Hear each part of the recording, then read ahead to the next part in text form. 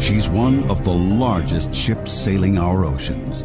She's as tall as a 10-story building. And in a year, she travels 2/3 the distance to the moon. Well, it's his job to keep out of my way, but he's not moving. In 12 months, she carries nearly 200,000 containers, a cargo worth $4.5 billion. Cargo that must be delivered intact and on time. Yet this huge ship has a crew of only 22, who have to be ready for any conditions, any emergency. All ship personnel to your boat station. See any lights? And must be ready to defend their ship against desperate marauders, modern-day pirates. The Atlanta's mission? Transporting and protecting a mountain of very valuable cargo. Come, experience life aboard a maritime megastructure. Witness the mechanics and machinations of life at sea. Okay, I'll go ahead, thank you. Starboard 10. And visit the bustling ports that feed the ever-growing world of trade. Welcome aboard the OOCL Atlanta, a mega ship, a true giant of the ocean.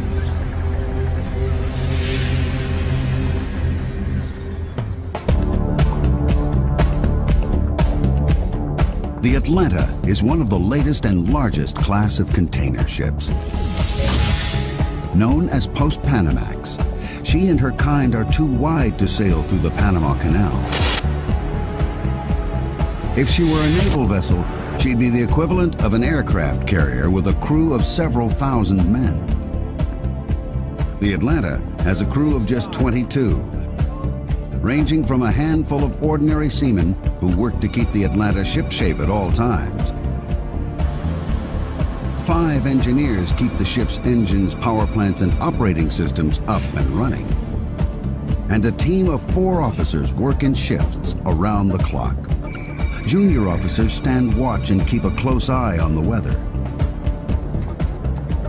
Second Officer Law is responsible for navigation and communications. First Officer Jonathan oversees all the crew, the safety, and daily running of the ship and all cargo load.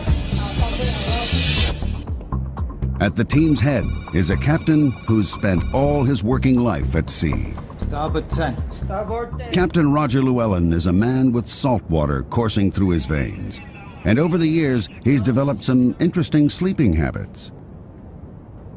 One eye open, always. We sleep with one eye open because at 25, 26 knots, you've got to jump out and up there. Up there is the bridge, and that's where the sailor who never sleeps has spent most of his last 30 years. He's sailed every ocean on the planet and visited every nation that borders the sea. Right now, the Atlanta is in the Malacca Straits, heading from Port Kelang, Malaysia to Singapore, then north to Hong Kong.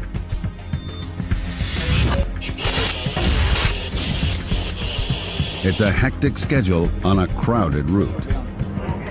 050. A lot of traffic not doing what they're supposed to do, a lot of traffic not reporting. So you've got to have eyes at the back of your head. You've got to keep an eye out for everything moving, especially small coastal traffic. We've got one here, not reported, you see. He's trying to get across the bow. When the Atlanta blows her horn, you'd be well advised to move out of her way. Her vital statistics are staggering. From bow to stern, the Atlanta is 323 meters long. That's over 1,000 feet. In fact, if you could tip the Atlanta up on her bow, she'd edge out the Eiffel Tower. The area of her top deck is greater than 2 football fields. Fully laden, the Atlanta weighs more than 300 jumbo jets. On her normal route, she carries cargo from Southeast Asia to the west coast of America and back again every 42 days. These ocean giants make the Earth very small. It is a village, because one minute we're in the east, next minute we're in the west. Very little time between the two. So we're constantly plying the world with manufactured goods. Mega ships like the Atlanta help keep the wheels of global commerce turning. Over half the world's cargo is carried in containers. In 1 year, nearly 20 million containers are moved a total of 300 million times. It's a payload worth almost $5 trillion. The Atlanta may be loaded down, but she still has to be on time. She runs to schedule for thousands and thousands of miles. She'll arrive on time. In Singapore, containers are arriving from all around the region. Some have a date with the Atlanta. These transfers must be planned with military precision.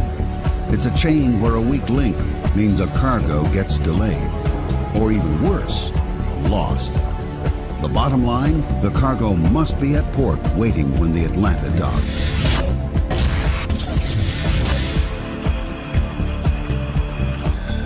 Two particular pieces of cargo due for the Atlanta started their journey several thousand kilometers away in Australia. One is Precious and Fragile, a shipment of 999 cartons of wine from the lush vineyards of South Australia. The other is also a gourmet delight, but this time highly perishable, a container load of sweet, succulent prawns. Both the wine and seafood are bound for shops and restaurants in Hong Kong, and both will require extreme care and constant supervision. Good morning. Can I have your last pot of call? The Atlanta's due in Singapore in less than 24 hours, but there's a problem. Third mate. Yes, that's correct, over. Third mate. Yeah, obviously Atlanta, the master here. I sent it yesterday and I sent it again this morning when I left Port Calang. Roger, but so far we've not received it. Port procedures are very strict. I give up. Without the right paperwork, ships can't enter a country's waters. Third mate, keep him there, tell him. Instead of the last 10 ports which you've already got, I'll just send you Port Calang.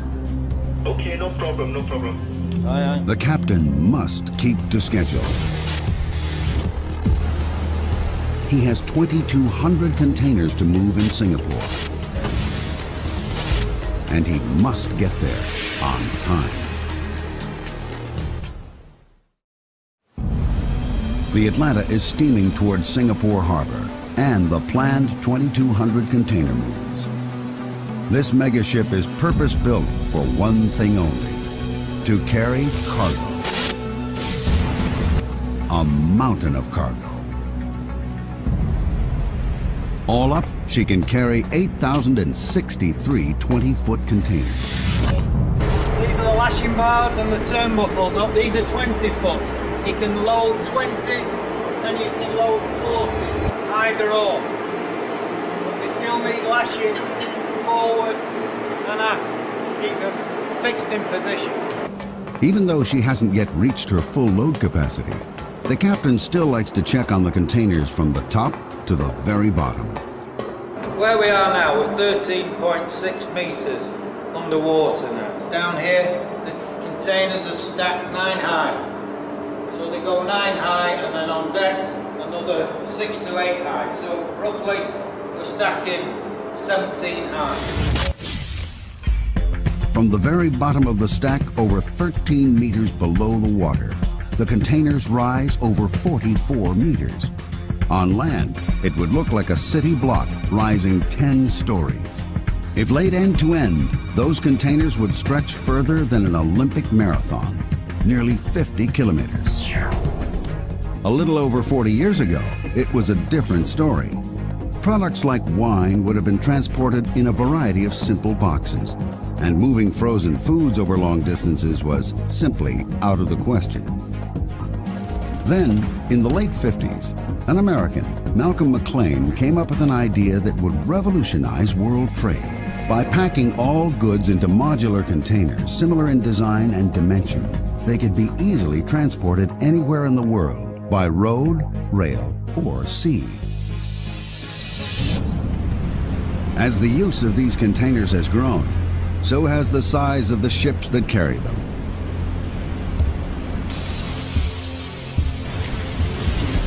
The Atlanta is one of 12 SX-class ships built for OOCL by the Samsung shipyard in Korea. It took over 8,000 workers nearly 9 months to build her, at a cost of over $150 million. She is the largest ship ever built when she was contract. And she had been installed the largest main engine when available in that time. For the engine power he was given, for the speed he wants, he's done, for me, a great job. When first launched, the SX class held the world record as the largest container ship ever built. We use the high tensile steel to get the minimum light ship weight so that we can maximize the cargo loading capability. It's that combination of high tensile steel and the design of the hull that gives the Atlanta her enormous load-carrying ability. This that runs the full length of the ship is a very important structural member for stresses, because you must remember there's so many big openings that the ship is bending all the time.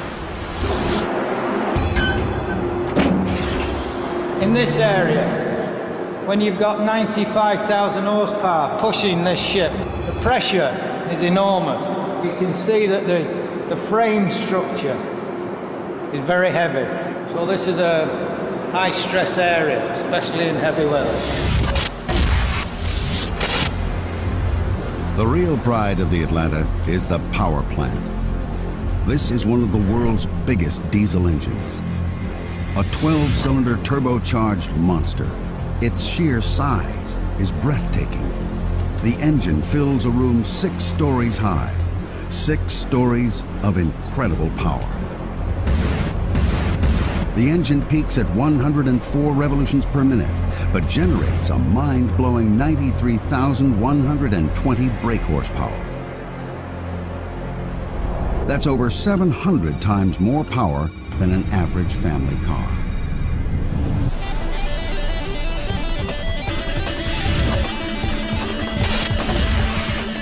And all that power adds up to one thing: speed through the water.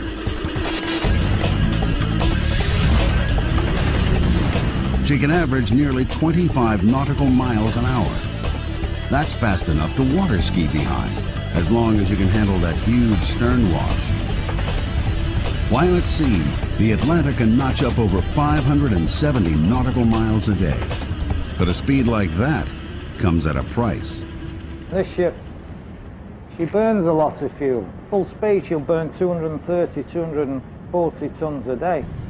That's a staggering 10 tons of diesel every hour the ship is underway.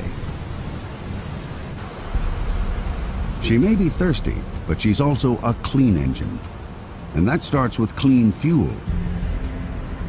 A series of filters remove impurities before the diesel is pumped into a holding tank and heated to 129 degrees. Hot fuel and gas is an explosive mix.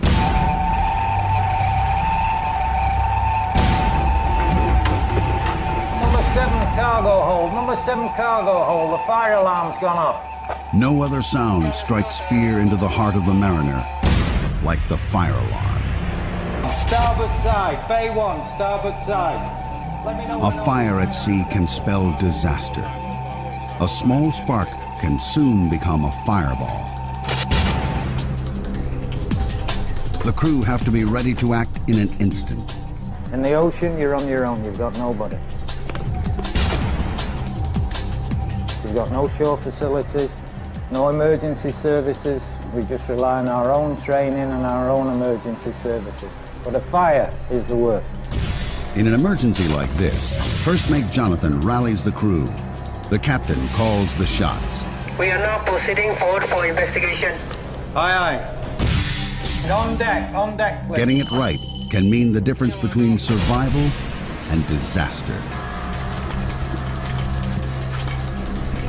Both those are ready. Okay, I'm going to start the emergency fire pump. The crew have to work together closely. When the emergency pumps come on, they come on strong. Seawater is pumped onto a fire at a rate of over 4,000 liters per minute through high-pressure hoses. Training every Saturday afternoon, 2 hours of training every Saturday. We have fire drills, forward, galley, accommodation, all over the ship. Within a space of 3 months, we'll have covered every part of the ship in a fire drill. And 95% of all fires at sea are in the engine room. Meet me down at the CO2 room. The CO2 room. Do you read over? No copy. Each week, the Atlanta's crew carry out an intensive fire drill. A fire in the engine room is the most dangerous of all and cannot be fought with water. Fighting an engine room fire requires a different strategy. This room is filled with hundreds of bottles of carbon dioxide, which can be directed automatically to the engine room via a network of sprinkler systems, starving the fire of oxygen. The Atlanta has been powering her way towards Singapore, with Captain Llewellyn determined to keep her on schedule. The Atlanta's ability to maintain her top speed is thanks to her revolutionary propeller. This 85-ton, 6-bladed piece of molded alloy spinning at just 104 revolutions per minute provides enough thrust to drive her forward at 25 knots. Sitting behind that propeller is a huge rudder that plunges nearly 12 meters below the surface of the waves. It's roughly the same size as a double-decker bus. And with a surface area like that, the captain doesn't want it angled for too long. A rudder at an angle causes drag, which slows the ship down. You need to keep the rudder movements to a minimum. So I like just to keep her within 1 degree on either side, but that depends on the sea conditions. Big swells, big following sea, you can't do that. At the moment, the sea conditions are perfect for steering a straight line to Singapore. ETA, 0700 hours.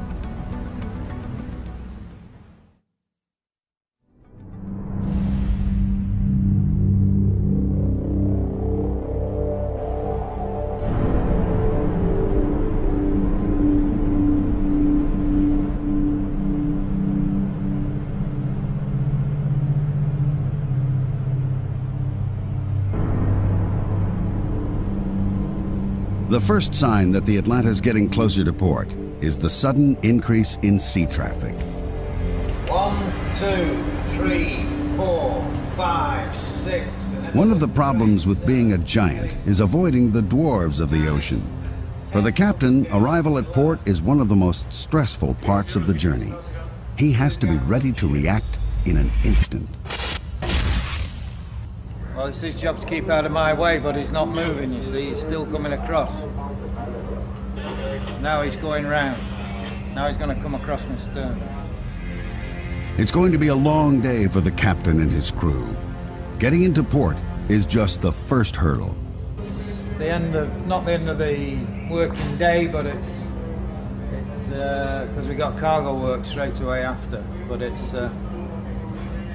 the end of the problems in the Singapore Straits. So we can relax a little.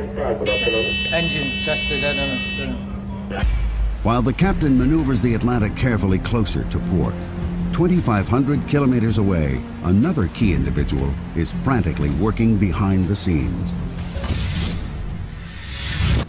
Eric Lee is the ship planner. At the head office in Hong Kong, he's using the latest in sophisticated cargo planning software. He calls all the shots when it comes to loading the Atlanta's 8,000 containers, and must make sure that every piece of cargo is ready and waiting. A miscalculation could prove costly. The worst thing is the ship is sitting at the terminal, berthing at the terminal without any work. We lost a lot. Eric isn't the only one who has to get his planning right. Captain Llewellyn must get to the port on time. But before he gets there, the busy waterways are going to get even busier. It's time to call in the assistance of a local expert, the pilot. Every harbor has its own secrets. Fast currents, changing tides, shallow waters. In a tricky maneuver, the Atlanta is about to pick up the man who knows these waters like the back of his hand. Zamil Nair has been a pilot in Singapore port for over 20 years. Well, we trust him, but you got to watch what he's doing. So it's until you're actually tied up, you can't relax. Bringing this mega ship into dock is the most dangerous maneuver of any trip. Dead slow at the moment. The chain of command is strict and involves as many as 12 key individuals. Starboard 10. Thank you, pilot. Basically, I'm working closely with the captain, ship's captain, and he's using my expertise in ship handling and local knowledge to get the ship alongside. 314, steady, sir. Thank you. Dead slow ahead. Dead slow ahead. Sea Labrador, Pilot Labrador. We've got a tug coming out there. It's going to be made fast at the stern on the port quarter. This tug is about 4,000 horsepower and it's a fairly big, powerful tug. So basically I'm going to swing the ship around to starboard and then backing down into the berth. Stop engines. Stop. Engine. With main engines stopped, the tugboat Labrador is tied to the stern of the Atlanta on the port side. Then it's dead slow ahead. Atlanta bridge, gangway ready. Okay, Tango 1, we'll see out. Tango 1. We'll be starboard side, long side, bridge to bow, 249 meters. 249. Okay, I see one of your crane is down. Can you check on the crane, please? Okay. Bigger the ship, the smaller the space, pilot. Yep. The bigger the ship, the smaller the space. Stop engines. Stop engine. Okay, Labrador, increase the full power. Yeah. At the stern is the Labrador, a 4,000 horsepower tug. Up front, the Atlanta's huge electric-driven bow thruster adds another 3,350 horsepower. All up, the pilot has over 7,000 horsepower at his command. By combining the pull of the Labrador at the stern and the power of the bow thruster, the pilot cleverly spins the Atlanta into position. When the spinning is over, it's time for some precision parking. Okay, Labrador, slow to port, Labrador. It's the ultimate shoehorning exercise. Dead slow ahead. Dead slow. There's no margin for error. The Atlanta is 323 meters long. She's being parked in a space with only meters to spare. Stop engine. Stop engine. What have you got for it now? How much? What about 5 meters? 5 meters, is that all? So keep the after spring slack. Keep your spring slack as we come astern. Even though they perform this operation hundreds of times a year, it's a tense time for all the crew. All the way on your forward spring now. All the way forward. 2 meters, 2 meters. Should be on the road in a minute.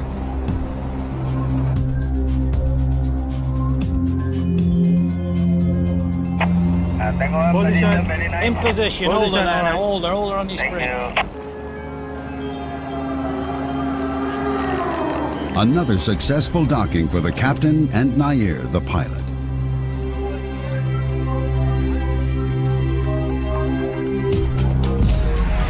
And the moment the Atlanta docks, things swing into action as the trucks line up for loading and unloading.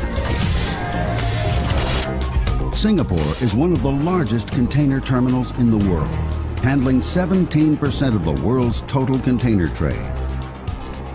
In 2004, over 20 million 20-foot containers passed through the port of Singapore.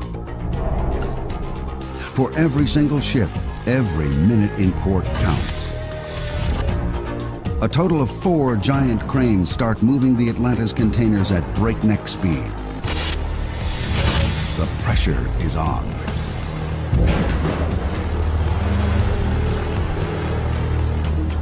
The Atlanta has 2,200 containers that need to be moved, and the captain's hoping it can be done in under 20 hours.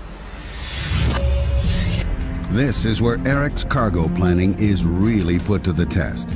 He has to pre-plan every move and allocate each container a specific position on the ship.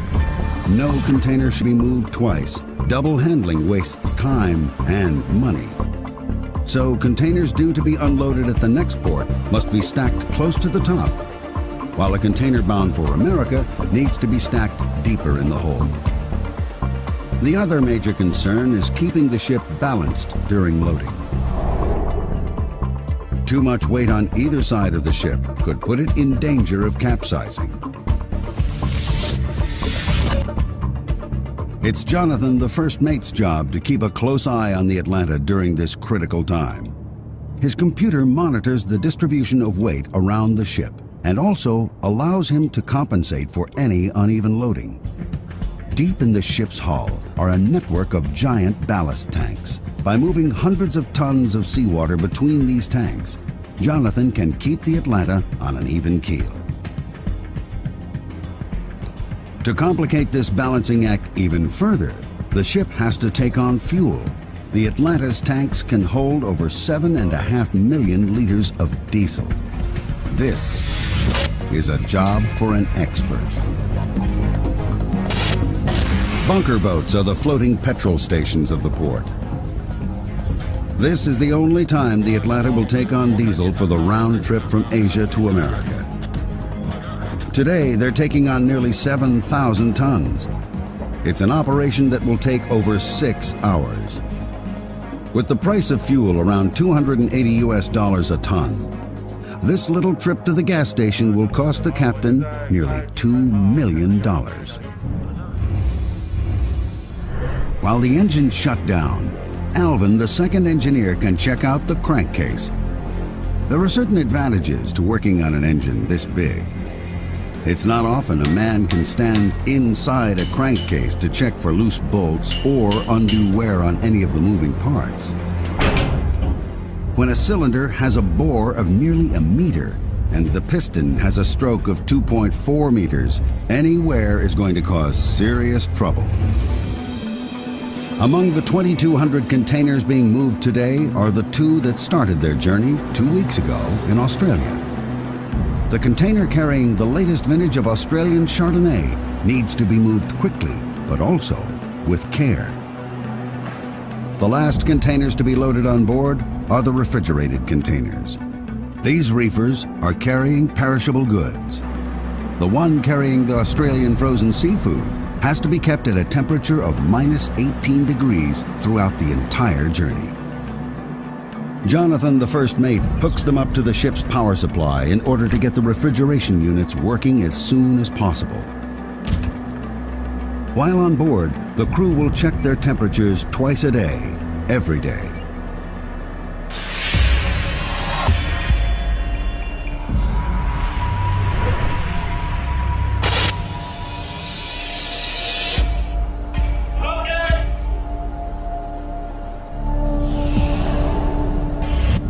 Below decks, the crew go on a manhunt. At dock, there's always the risk of taking on extra cargo, human cargo. Stowaways looking for a free ride to the USA.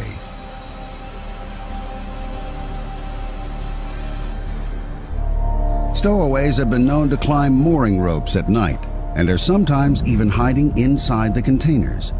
If they get on board, they pose a real security threat.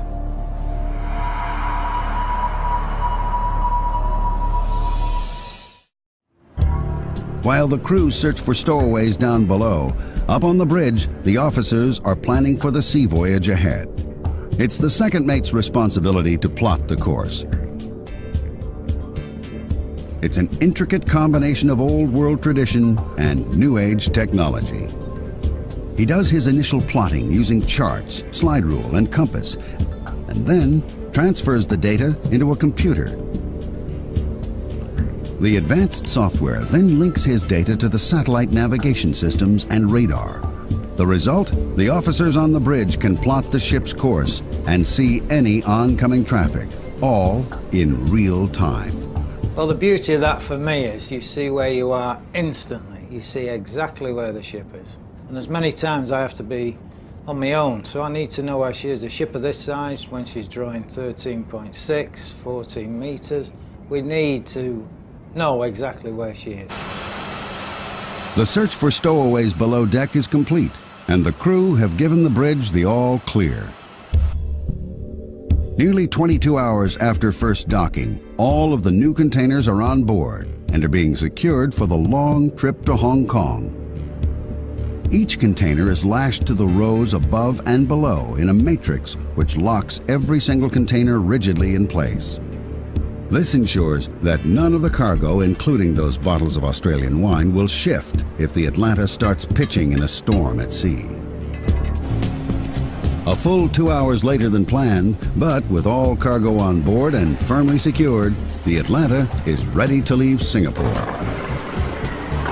Taking a giant out of port can be even more difficult than bringing one in. And of course, that clock has started ticking again. Coming in and out of port, we're under more stress than when we're sailing out in the open sea. And we got deadlines to meet, sailing schedules. They want us there at a certain time, we can't get there. And it all adds to your level of stress. Midships. As with arrival, Captain Llewellyn shares command with Zamil Nair, the pilot. In these confined waters, the bow thrusters get a full-blown workout. Nair uses all his experience. First, reversing the Atlanta before the tugboat with all of her 4,000 horsepower helps spin the Atlanta away from the docks and points her in the right direction. Steady as she goes. Tango 4, pilot, Tango 4. Steady. Pilot, Tango 4.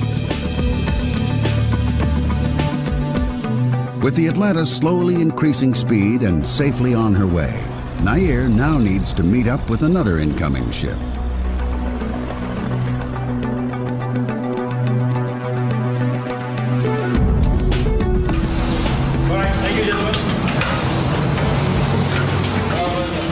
It's a transfer that involves a hair-raising climb, followed by a brave leap to the pilot boat, all at a speed of over 8 knots. One slip could be his last.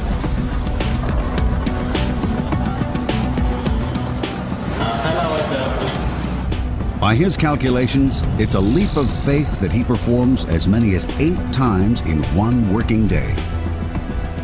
Once the Atlanta is out in open waters, Captain Llewellyn resumes sole command of his megaship. It will take the Atlanta 2.5 days to sail to Hong Kong from Singapore, traveling a distance of over 1,460 nautical miles. That's a lot of time at sea. Time that's taken up with regular maintenance and a strict timetable. You must have a routine. You're keeping yourself ready and waiting for the next challenge. Once a week, Captain Llewellyn, the first mate, and the bosun carry out inspections of every section of the Atlanta's living quarters. Home entertainment here, Chief, mate. Home from home. Home from home. For the captain, the Giant can only run efficiently if attention is paid to every tiny detail. That applies to every inch of the ship. While the crew's quarters are checked, the crew themselves have their own inspections to carry out. Electricity is crucial for all the ship's operating systems. The engineers are responsible for keeping all 5 3,000 kilowatt generators running smoothly. Without them, the Atlanta would be dead in the water. The refrigerated containers also rely on electricity. The crew have to check the temperature of every single reefer twice a day. It's a full-time job to keep perishables like the Australian seafood in tip-top condition. And guess what? The Atlanta can carry over 700 of these refrigerated units. Although the Atlanta is surrounded by water, none of it, of course, is drinkable.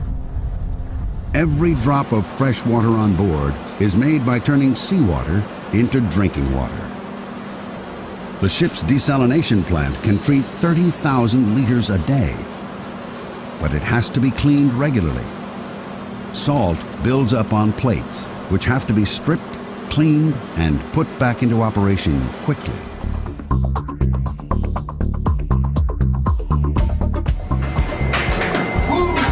Hold it there. Another thing that's crucial to life on board is food, plenty of it, and it has to be kept fresh. The Atlanta has its own mini reefers in the living section. This is the veg room. This cook, he looks after everything absolutely perfect. He's one of the best I've been with. He sets everything out, he rotates, he keeps his storerooms immaculate. A key member of the crew who's hardly seen and seldom heard, but is crucial for harmony on board, is the cook. He orders and prepares all the food and has to come up with a menu that'll keep all 22 men of varied cultural backgrounds happy. 22 meals 3 times a day, 7 days a week. And he does the washing up.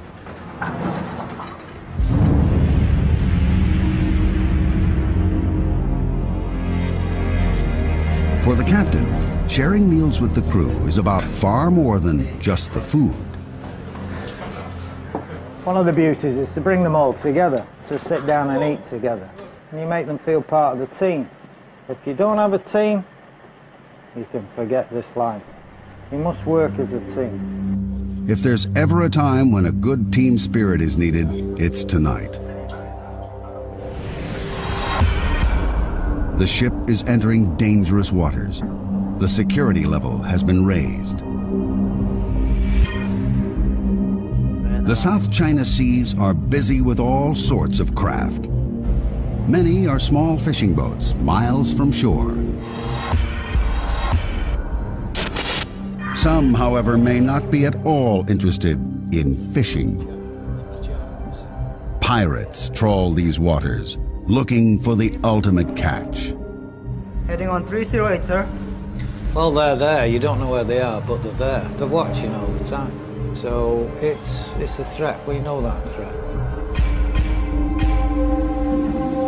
Official figures show there can be 3 pirate attacks every 2 weeks in these waters. Third mate, I've got 2 targets here. And these guys that come aboard, if they can get aboard, they're ruthless. They'll kill for the US dollar. Modern pirates don't wear eye patches and don't carry daggers between their teeth. Today, they carry machine guns, AK-47s and M16s, and travel in high-powered speedboats. 352, 3 miles. We're a soft target. We're easy. We're not armed. We're just easy. They know that. Starboard 20. Starboard 20. Hello aft, hello aft. Bridge, the mechanic reporting. Yeah, this is Bridget. We've got a target now. He's moving at 32 knots. He's coming down the port side. If you see anything, let me know. This is the captain. All crew members to your pirate stations. All crew members to your pirate stations. The crew have to be ready to defend their ship. The pirates have one of 2 aims, either to take the crew hostage, or more commonly, to steal any money or valuables that might be on board. The pirates' strategy? Attack the ship's blind spot. They head for the aft deck. This is the lowest part of the ship and the most vulnerable. As I'm taking evasive action now, I'm going port 20. I'm going port 20. Midships, midship. If the captain can't outmaneuver the marauders, their only defense, high-pressured water cannons. Their only hope? Washing the attackers into the sea before the pirates can get aboard.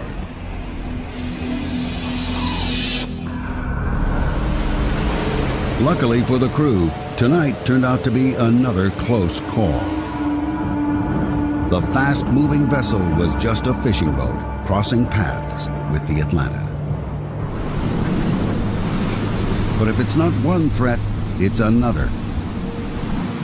The wind is freshening. The seas are rising. Intense tropical storms of the typhoon season command respect and demand a response. The captain can either skirt the storms, burning more fuel and losing time, or take them head on. This time, he decides to take the risk. No matter the weather, the crews still have to attend to their duties. The reefers still have to be checked, even if it means braving winds up to 70 knots. It's in conditions like these that the power supply to the reefers could fail, spelling disaster for our precious cargo of Australian seafood. At the moment, the reefers are still working. Storms can severely reduce visibility, but heavy rain also plays havoc with navigation equipment. The squalls create unreadable blotches on the radar screen. The danger: there are times when the crew of the Atlanta are almost sailing blind.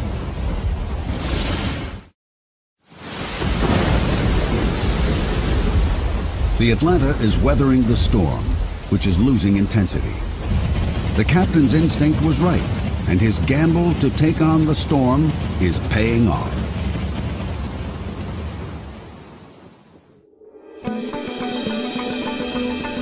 But now, she still has to make Hong Kong by midnight. The rest of her journey depends on it.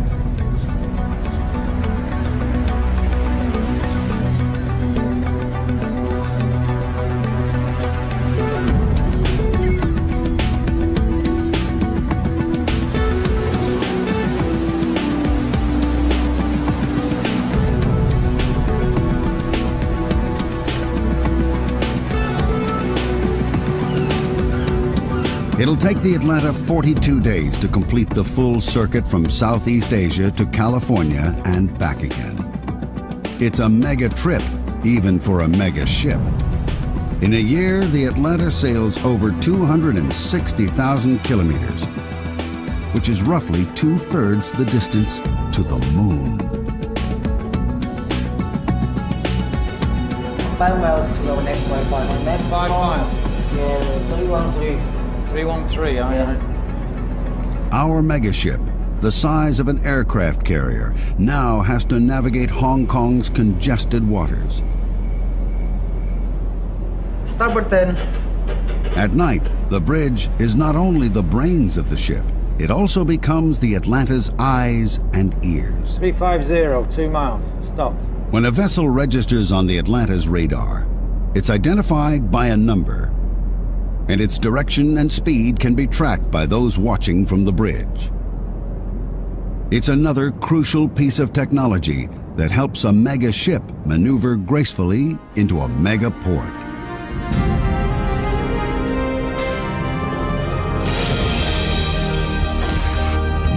Bringing the Atlanta into another of the world's busiest ports at night means this small crew have to work together with maximum efficiency once again.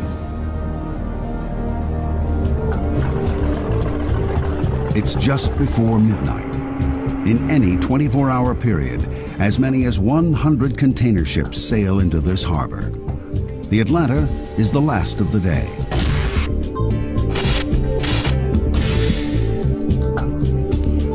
As at all the ports on the Atlanta's route, space at the dock is tight.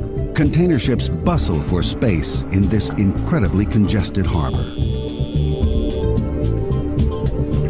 In a year, over 22,000 container ships move over 20 million 20-foot containers through this port. Once alongside, the winches take up the slack. The last thing anyone wants is 2 megaships wrestling for space. After more than 2 weeks of travel, this is the final destination for 2 particular pieces of cargo. The reefer containing the Australian prawns is whisked off the ship. Not far behind is the container packed with 999 cartons of Australian wine.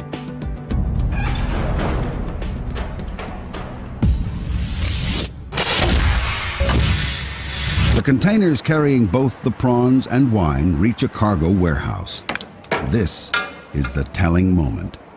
The frozen seafood has passed through the tropics, crossed the equator, and arrived, still frozen after 2.5 weeks at sea.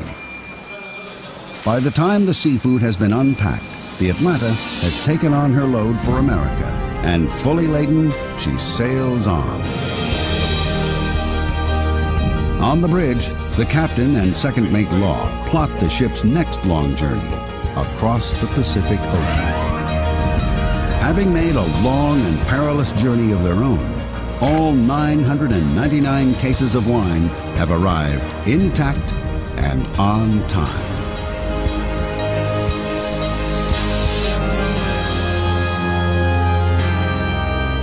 In a year, the Atlanta will carry over 185,000 containers at an estimated value of over $4.5 billion.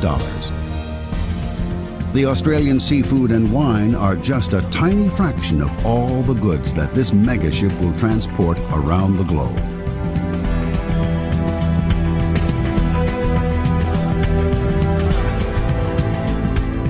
The Atlanta won't dock in California for another 10 days, giving some of the crew a chance